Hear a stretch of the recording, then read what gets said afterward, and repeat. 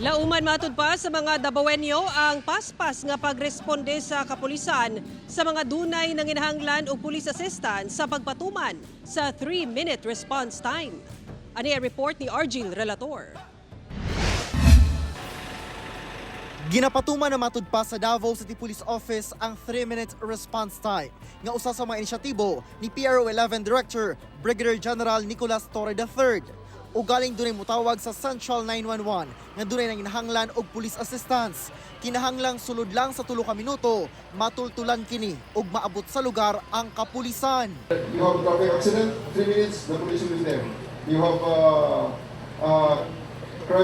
you have a crime that happens, a street crime that happens in the major streets, the police will be there as long as you call 911. Tungod sa kadako sa Davao City, sa Downtown Davao lang usa ang pagpatuman sa karon.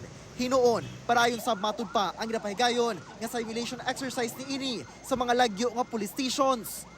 The 3 minutes response is also based on the need of the people.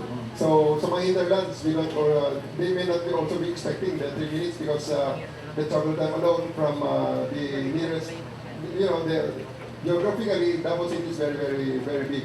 Kaya matud pa kaayo kini nga ipatuman sa Davao City, labi na nga na-establish na daan ang Central 911 kung asa mo ay nagadawat sa tanang report gikan sa katawhan. As of today, nanay mga development.